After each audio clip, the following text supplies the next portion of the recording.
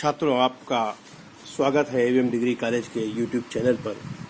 जैसा कि BA first year का प्रथम प्रश्न पत्र राजनीतिक सिद्धांत है और द्वितीय प्रश्न पत्र राष्ट्रीय आंदोलन भारत का संविधान है, जिसके तहत छात्रों के कुछ प्रश्न थे जिनको कार्यपालिका से संबंधित कोई अनुच्छेद नहीं याद हो रहे थे। तो उन्होंने फ़ोन से जब बात की और कहा, सर कुछ ऐसा बताइए कि अनुच्छेद याद हो जाए, तो मैंने एक ट्रिक बनाई है जिसके तहत ये अनुच्छेद आपको आसानी से याद हो जाएंगे और इनको जब आप अभ्यास करेंगे तो परीक्षा में इसमें से आपको कई प्रश्न मिलेंगे। तो देखते हैं इसी क्रम में, और मैं बाकायदा एक बिंदुवार आपको समझाऊंगा। छात्रों, इस ट्रिक का नाम मैंने रख रखा है ट्रिक 89। इस साइड मैंने इस क्रम में अनुच्छेद रखे हैं जो केंद्र सरकार से संबंधित हैं, और इस तरफ जो अनुच्छेद रखे हैं वो राज्य सरकार से संबंधित अनुच्छेद हैं। अगर आप एक तरफ का अनुच्छेद याद कर लेंगे तो दूसरी तरफ का अनुच्छेद आपका अपने आप आपको याद हो जाएगा। ट्रिक 89 है। तो ये वीडियो कुछ दो भागों में चलेगा। तो प्रथम भाग में पहला अनुच्छेद है भारतीय संविधान में अनुच्छेद 72, जिसके अंतर्गत राष्ट्रपति के क्षमादान की शक्ति, यानी कि किसी को अगर सर्वोच्च न्यायालय के द्वारा सजा दे दी जाती है तो राष्ट्रपति के महोदय का विवेकाधिकार है कि वो उसको क्षमा कर सकते हैं। लेकिन यही अगर अनुच्छेद अगर आपको राज्य में याद करना हो तो इस 72 में आप 89 ऐड कर दीजिए तो आएगा 161।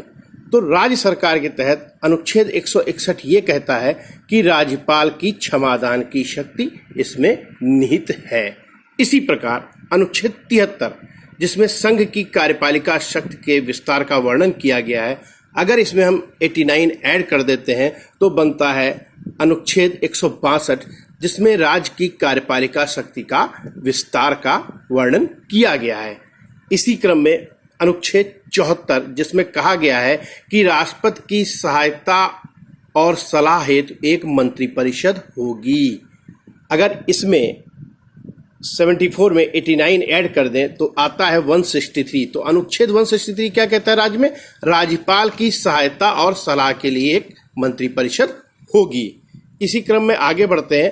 अनुच्छेद 75, केंद्र सरकार के तहत अनुच्छेद 75 ये कहता है भारतीय संविधान का कि मंत्रियों के बारे में अन्य उपबंधों की व्यवस्था इस अनुच्छेद में की गई है। अगर इसमें हम 89 ऐड कर दें तो अनुच्छेद 164 आता है, और राज्य में अनुच्छेद 164 क्या कहता है कि राज्य के मंत्रियों के बारे में अन्य उपबंध। इसी प्रकार अगर हम आगे बढ़ें, अनुच्छेद 76 भारतीय संविधान का ये कहता है कि भारत का महान्यायवादी होगा, और इसमें अगर 89 ऐड कर दें तो योग आता है 165। तो राज्य में अनुच्छेद 165 क्या कहता है कि राज्य का एक महाअधिवक्ता होगा। अगर आगे बढ़ें और देखें अनुच्छेद 77, जिसमें दिया गया है कि भारत सरकार के कार्य के संचालन का वर्णन किया गया है, अगर इसमें 89 जोड़ देते हैं तो 166 योग आता है, जिसमें कहा गया है कि राज्य की सरकार के कार्य के संचालनों का वर्णन। इसी प्रकार अनुच्छेद 78, जिसमें स्पष्ट किया गया है भारतीय संविधान में कि राष्ट्रपति को जानकारी देने के संबंध में प्रधानमंत्री के जो कर्तव्य हैं उन कर्तव्यों का वर्णन इस अनुच्छेद में दिया गया है। और यही अनुच्छेद को अगर राज्य सरकार की तरफ किस रूप से याद करना है तो अगर हम 78 में 89 जोड़ देते हैं तो अनुच्छेद 167 आता है, जिसके तहत स्पष्ट रूप से कहा गया है भारतीय संविधान में कि राज्यपाल को जानकारी देने के संबंध में मुख्यमंत्री के क्या कर्तव्य होंगे। तो दोस्तों, अगर 89 को आप याद कर लें, चाहे आप इधर से अनुच्छेद 72, 73, 74, 75, 76, 77, 78 को याद कर लें और उसमें 89 जोड़ दें, तो जो शक्तियां इधर केंद्र सरकार की होंगी वही शक्तियां इधर राज्य में राज्यपाल और राज्य सरकार की हैं। तो ये एक आसान सी ट्रिक है जिसको मैंने आप तक पहुंचाने का प्रयास किया, और इसमें से कई बिंदु आपको प्रश्न पत्र में प्राप्त हो सकते हैं। तो कृपया इसका अभ्यास करें। वीडियो कैसा लगा इसको मुझको बताने का कष्ट करें। धन्यवाद।